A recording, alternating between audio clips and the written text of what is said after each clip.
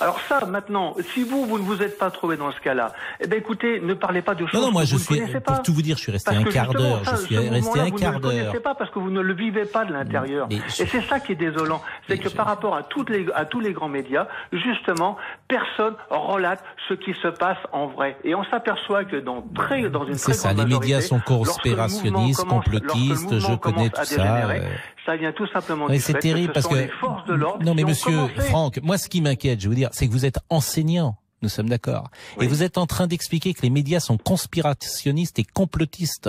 Ah mais c'est ça. Complètement. Et vous êtes enseignant. Moi, ça me fait peur. Je vous le dis franchement, ça me fait peur. Alors, parce que vous pensez tout simplement que pendant mon travail, je suis en train de parler des gilets jaunes? Non, monsieur. Je vous dis, monsieur, que effectivement, votre lucidité me fait peur. Monsieur Pro, vous êtes journaliste. Votre lucidité me fait peur. Vous avez commencé en disant...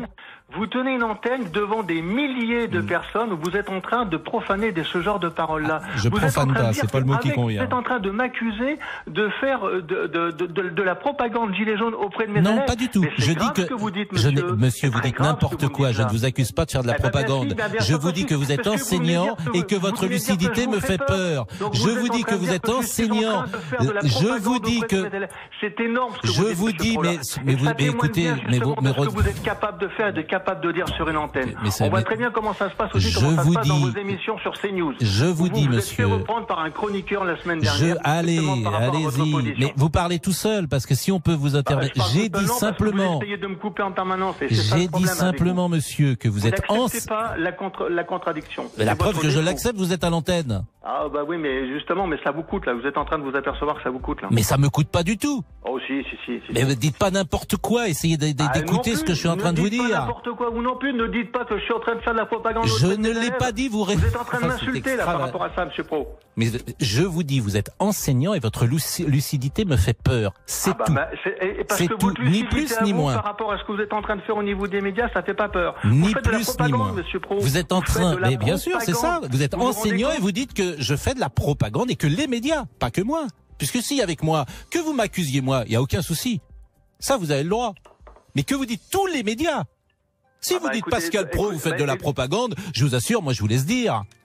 Mais de toute façon. Mais si vous dites les médias et tous les médias font de la propagande, il n'y a pas que moi dans le lot manifestement. Donc vous êtes un esprit conspirationniste et complotiste. Ça s'appelle ça, ce que vous êtes. Je suis désolé de vous le dire. Les sont en train effectivement de filtrer les informations. Et la preuve que non, vous parlez à l'antenne. Et dès qu'on est en train d'exprimer ceci, on est traité de complotiste. Mais c'est ce que. Mais vous êtes à l'antenne, monsieur. On est traité de complotiste. Vous êtes à l'antenne. Sur RTL, vous m'expliquez qu'on filtre les appels, vous êtes à l'antenne. Je vous dis pas ce que j'étais obligé de faire pour arriver à passer à l'antenne. C'est-à-dire ?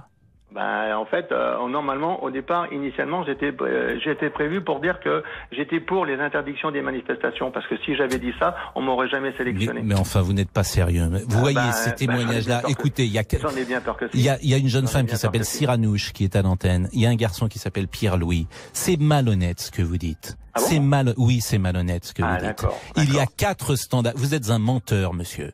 Vous êtes un menteur. Moi, je vous le dis à l'antenne, vous êtes un menteur. Vous passez à l'antenne avec le message que vous aviez prévu de dire. Vous passez à l'antenne avec le message que vous aviez prévu de dire. Vous êtes un menteur, monsieur. De votre pouvoir, vous êtes en train de me vous êtes un menteur puisque vous passez à l'antenne avec le message que vous aviez prévu de passer. Justement, je vous explique comment j'ai dû passer. Mais non, c'est pas vrai, vous mentez. Ce message-là était prévu. Ce message-là était prévu. C'est ça qui est formidable. Et vous êtes en train de dire aux auditeurs d'RTL que vous êtes en train de dire aux auditeurs d'RTL que vous avez menti pour venir à l'antenne. Alors déjà. Vous êtes en train de dire ça, ce qui en dit sur votre duplicité, qui en dit beaucoup, mais surtout c'est faux. Vous êtes chapeau, monsieur. Écoutez, c'est vous qui venez de nous le dire. Vous êtes assez extraordinaire. Parce que en revanche, vous pouvez nous rappeler. Ça, vous avez le droit, puisque la parole est libre. Écoutez, vous voyez. La prochaine fois, sur un sujet qui soit un petit peu moins délicat pour vous, vraisemblais, pourquoi pas, bien évidemment. Mais vous pouvez nous rappeler, monsieur. Vous pouvez nous rappeler tous les jours. Il n'y a aucun souci, la preuve. Vous venez de parler pendant 10 minutes et moi je vous ai dit ce que j'en pensais. Et quand vous accusez les médias, moi qu'on m'accuse, je vous assure, il n'y a pas de souci. Mais vous avez dit les médias, donc j'ai réagi. Et j'ai pas dit que vous faisiez de la propagande des Gilets jaunes dans votre école. J'ai dit que vous me faites peur parce que vous êtes enseignant et que votre lucidité me fait peur sur le monde des médias. C'est tout. Moi, votre lucidité par rapport aux Gilets jaunes me fait très très peur aussi. Eh ben très bien. Vous avez commencé en nous expliquant que la voiture qui était caillassée, c'était pas grave. Très bien. Il n'y a pas de souci, monsieur. Non, justement, vous êtes en train d'interpréter mes propos, je n'ai jamais dit ça. C'est exactement ce que vous avez dit, monsieur. Qu'on ne pouvait pas cautionner ça, bien évidemment. Fort heureusement, il n'y a pas eu de blessés. C'est ce que j'ai dit. Vous incarnez, monsieur, le climat d'aujourd'hui. Vous incarnez le climat d'aujourd'hui. Je peux pas vous dire autre chose. J'ai commencé par dire qu'on ne pouvait pas cautionner ces choses-là. Donc, justement, voilà votre problème là. Vous êtes en train d'interpréter mes propos et vous êtes en train de les diffamer, mes propos. Voilà votre problème, où est-ce qu'il est. Monsieur Franck, les auditeurs sont témoins. Voilà, c'est tout. Et puis chacun donnera son avis, s'il le veut d'ailleurs. Pourquoi pas, il n'y a pas de souci. C'est chaud, mais c'est le climat qui est très tendu. À tout de suite après la pause. Pascal Praud. Les auditeurs ont la parole sur RTL.